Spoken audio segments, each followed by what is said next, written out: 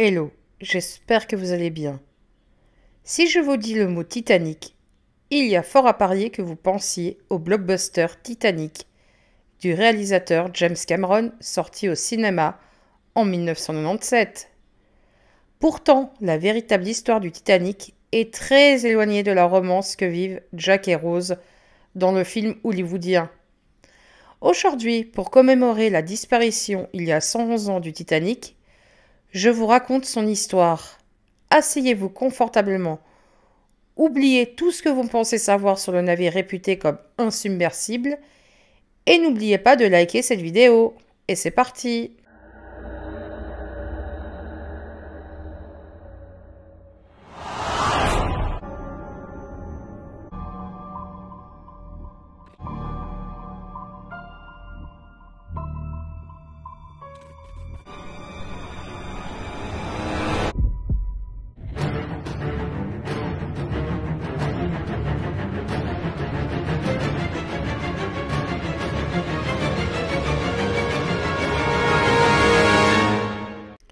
Le Titanic représente l'un des joyaux de la flotte de l'Empire britannique, qui possède d'autres bateaux semblables, dont l'Olympique.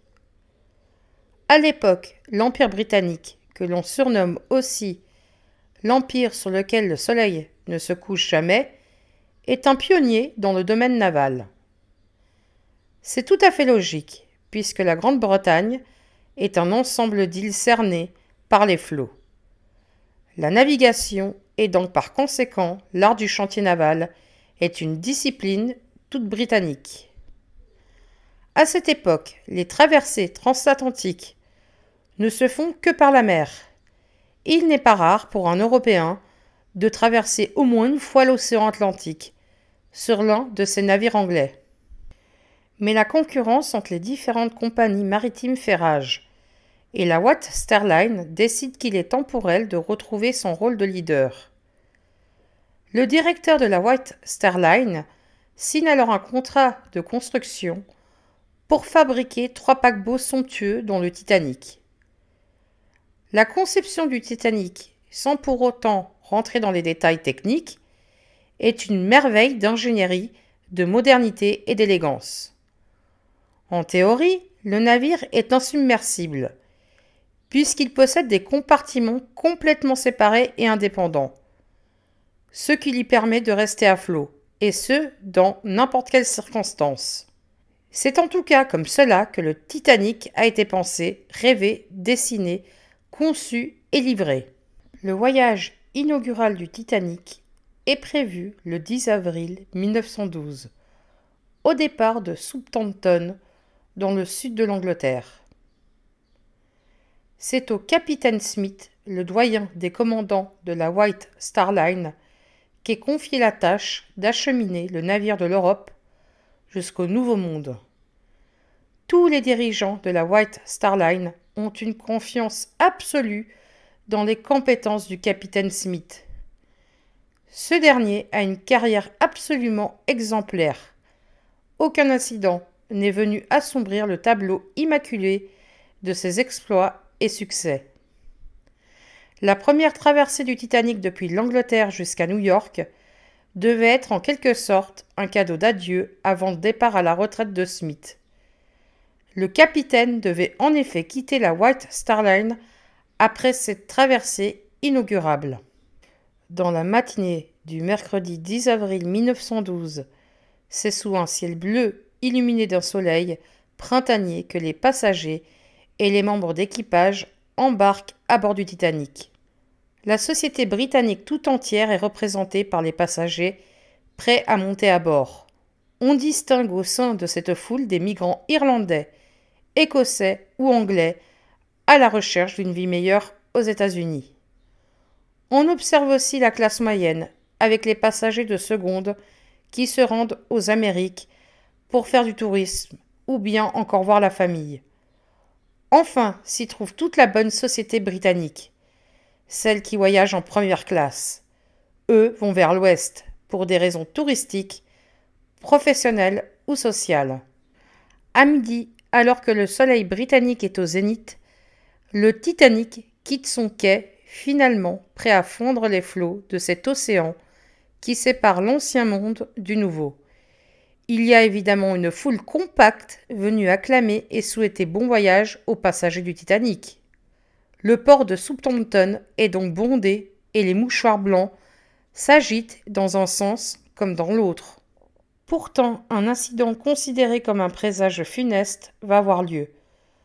Le Titanic, lorsqu'il est en mouvement, bouge tellement d'eau que le paquebot New York, amarré juste à ses côtés, brise ses amarres et vient se rapprocher dangereusement de la poupe du Titanic. Heureusement, le capitaine et son pilote arrivent à éviter de justesse la collision entre ce mastodonte qu'est le Titanic et le New York, qui ressemble alors à une frêle embarcation de papier semblable à celle que fabriquent les enfants. Dans le milieu de la marine, ce genre de mésaventure est vécu comme un mauvais signe, un mauvais présage, la promesse d'une avarie, voire même d'un naufrage. Pourtant, le Titanic s'en est allé, sereinement et fièrement, voguant vers son inéluctable et triste destin. Ça y est, les 3 hélices du Titanic propulsent le géant à travers les flots du cours d'eau, menant jusqu'à la Manche. Le navire fait désormais route vers Cherbourg en Normandie, en France pour débarquer certains passagers et en embarquer d'autres. Évidemment, de grosses cargaisons sont aussi prévues, car le Titanic n'est pas seulement luxueux en termes d'infrastructure, mais la gastronomie y tient également une place importante. En première classe, la nourriture est tout à fait exceptionnelle. Un savant mélange de plats parmi lesquels les passagers peuvent déguster des mets issus de la gastronomie française, des pâtisseries viennoises et aux autres délices européens. En seconde et en troisième classe, la nourriture est inévitablement moins raffinée, mais elle est généreuse et servie en abondance. On trouve au sein du paquebot plusieurs établissements où il est possible de manger, un restaurant à la carte, le restaurant principal, ainsi qu'un café parisien. À 18h30, le Titanic s'arrime à quai dans la ville normande de Cherbourg, avant de reprendre sa course vers Queenstown en Irlande. Parmi les passagers les plus illustres qui embarquent en France, on trouve plusieurs personnalités, dont John Astor et son épouse Catherine. La traversée inaugurable du Titanic depuis l'Europe vers New York représente pour beaucoup de ses clients fortunés une manière agréable de terminer les vacances qu'ils passent chaque année en Europe.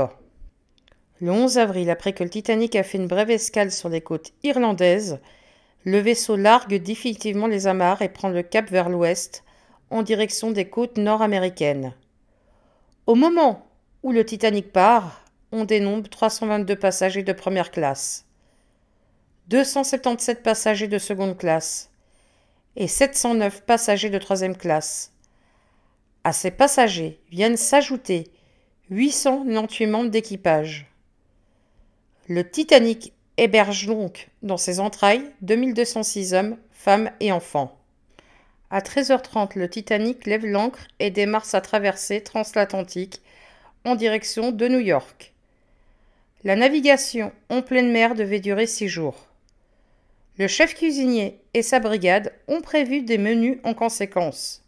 On a par ailleurs chargé à bord pas moins de 15 000 bouteilles de bière et plus d'1 millier de bouteilles de vin. Durant les 3 premiers jours de traversée, rien de significatif ne vient perturber la croisière luxueuse et feutrée du Titanic. Le dimanche 14 avril, alors que le paquebot a atteint la moitié de son parcours, la météo tend à se refroidir, mais le temps reste beau. En ce dimanche ensoleillé, les membres d'équipage chargés de recevoir les bulletins météo sont à nouveau très occupés. Cela fait 48 heures que les liaisons radio sont coupées, puisque le Titanic est trop loin de l'Europe. Mais ce n'est pas encore assez proche des côtes canadiennes. Aujourd'hui, le Cap Ras est finalement en vue et les communications sont par conséquent rétablies. Plusieurs opérateurs radio reçoivent régulièrement des bulletins météo venus du continent, mais aussi des rapports effectués par les différents navires se trouvant dans un périmètre proche. Les 2 hommes de garde, ce dimanche, ont reçu plusieurs avis météorologiques inquiétants. De la glace et des icebergs ont été signalés par les capitaines des vaisseaux alentours. Le rôle de chacun des opérateurs radio est d'interpréter ces bulletins, puis de les rendre lisibles et visibles par les membres d'équipage chargés de piloter le vaisseau. À 11 heures du matin, quelques 12 heures avant l'accident, le Titanic reçoit un avertissement du navire America. Au sein de celui-ci, il est indiqué qu'il y a plusieurs icebergs, petits et grands, sur la trajectoire que le Titanic a prévu de suivre dans la journée à venir. À ce moment précis, personne ne peut imaginer que le lendemain, le Titanic aura sombré, emportant avec lui, par 1500 mètres de fond, 1500 personnes. À 23h40, le marin qui est de quart et dont le rôle consiste à scruter l'océan des yeux, donne l'alerte. Il aperçoit un énorme iceberg droit devant, tout proche du Titanic. Il contacte sans tarder le poste principal de pilotage d'où le capitaine dirige le bateau. Le commandant déclenche alors une manœuvre de sauvetage ultime. Il ordonne de virer sur le côté gauche du navire, de stopper les moteurs, puis d'inverser leur poussée, afin de ralentir au maximum la vitesse du vaisseau. La collision catastrophique semble être évitée, puisque l'iceberg glisse sur le flanc droit du bateau. Hélas, la coque à droite du bateau a littéralement été transpercée par l'iceberg, coupant comme une lame de rasoir. En réalité, le flanc droit du Titanic a été déchiré sur plus de 70 mètres de long. Cette longueur représente plus de 4 compartiments qui sont tous isolés les uns des autres. Cette longueur de 4 compartiments n'est pas anodine. Elle représente le nombre maximum de compartiments avec lesquels le Titanic peut se maintenir à flot, même si ces derniers sont complètement inondés. Mais pour l'instant, personne à bord ne se rend compte du désastre à venir. En une dizaine de secondes seulement, l'iceberg a démoli le Titanic. Et c'est cette collision qui va entraîner le naufrage du vaisseau, dit insubmersible, et la mort de plus de 1500 âmes. Le capitaine Smith se rend sans tarder sur la passerelle principale afin de constater visuellement les dégâts causés par la collision avec le bloc de glace. Très rapidement, il se rend compte que la collision a créé des dommages qui vont mettre en péril la capacité du navire à flotter. Très rapidement, l'eau qui s'est accumulée dans les 4 compartiments passe au-dessus des cloisons étanches et par ce mouvement fait basculer le Titanic de l'avant vers l'arrière. Le capitaine Smith sait que dans quelques heures, son paquebot aura sombré dans l'eau froide de l'océan Atlantique. Il organise donc l'évacuation du bateau, sans pour autant l'annoncer officiellement aux passagers. La raison pour laquelle le capitaine Smith n'a pas ordonné immédiatement l'évacuation des passagers reste encore à ce jour un mystère. Pourtant, l'hypothèse la plus vraisemblable est sans doute aussi la plus triste. La réglementation britannique de l'époque n'imposait pas aux amateurs de bateaux de disposer d'autant de canots de sauvetage qu'il y avait de passagers. Ainsi, sur le Titanic, il y avait seulement la place pour évacuer 800 personnes, alors que plus de 2200 étaient à bord. Alors que l'alerte est officiellement donnée vers minuit, et que les consignes d'enfiler le gilet de sauvetage et de se rapprocher des canots sont dispensées, la plupart des gens pensent qu'il s'agit d'un exercice. C'est sans doute pour cette raison qu'aussi peu de personnes sont montées à bord des canots, qui quittaient le navire à moitié plein. Seulement alors qu'il était clair dès le début que seulement une petite partie des passagers pourrait être sauvée. Les plans du Titanic font que les passagers de première classe sont les plus proches physiquement des canots. Ce sont donc eux qui s'installent en priorité dans les radeaux. Viennent ensuite les passagers de seconde classe et enfin les passagers de troisième classe. Heureusement, la mer ce soir-là est très calme, ce qui facilite la navigation des canots de sauvetage qui doivent s'éloigner au plus vite du mastodonte qu'est le Titanic, sous peine de chavirer au moindre mouvement de l'eau. Le capitaine Smith ordonne ensuite aux opérateurs radio d'envoyer d'abord un message demandant de l'aide suivi d'un SOS, une sorte de Mayday Mayday, que l'on appelle CQD dans le langage maritime international. Le CQD signifie qu'un péril est imminent. Le paquebot Carpathia se trouve à 60 miles nautiques, environ une centaine de kilomètres du Titanic, lorsqu'il capte son signal de détresse. Le commandant du Carpathia change immédiatement de cap et se dirige à grande vitesse vers le paquebot qui a commencé à sombrer lentement. Aux environs de minuit 30, devant une situation devenant de plus en plus critique, l'un des marins se voit donner l'ordre de lancer les fusées de détresse toutes les 5 minutes afin de guider le maximum de bateaux environnants à son secours. Au même moment, les passagers réalisent l'importance de l'accident et la dangerosité de la situation. Les canaux se remplissent de plus en plus rapidement, avec de plus en plus de personnes à leur bord. Entre minuit 30 et minuit 45, le calme fait place à l'affolement. Les passagers et les membres d'équipage comprenant qu'ils sont en train de se battre pour leur vie. Ce mouvement de panique est lié au fait que les passagers réalisent soudain qu'il n'y a pas assez de canaux de sauvetage pour tout le monde, et chacun sait que sa chance de survie dans l'océan glacé en pleine nuit, sans aucun équipement, est très faible. Pour ajouter à l'ambiance sans doute très angoissante, l'orchestre du Titanic a continué à jouer jusqu'à ce que les lumières s'éteignent et qu'il soit noyé par l'eau qui a investi tout le bateau. La proue, dont la partie avant du Titanic sombre lentement, mais sûrement dans l'eau, ce mouvement crée un effet de balancier, ce qui signifie que la poupe du bateau, c'est-à-dire l'arrière, se dresse dans les airs. Le sol du Titanic représente maintenant une pente raide similaire à une piste de ski. Vous avez tous entendu parler de l'ordre qui dit les femmes et les enfants d'abord. Pourtant, certains hommes ont eu leur place dans les canaux de sauvetage du Titanic. Sans surprise, ce sont les hommes riches, c'est-à-dire les passagers de la première classe, qui ont eu le droit d'embarquer lorsqu'il restait de la place. Une discrimination supplémentaire va entraîner la mort de la plupart des passagers de troisième classe, puisque seules les premières et secondes classes sont menées par du personnel de bord aux embarcations.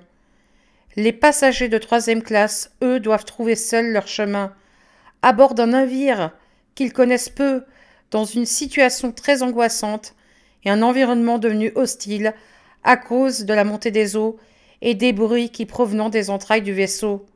À 1h40, la dernière fusée de détresse est lancée dans le ciel d'encre au-dessus de l'océan Atlantique.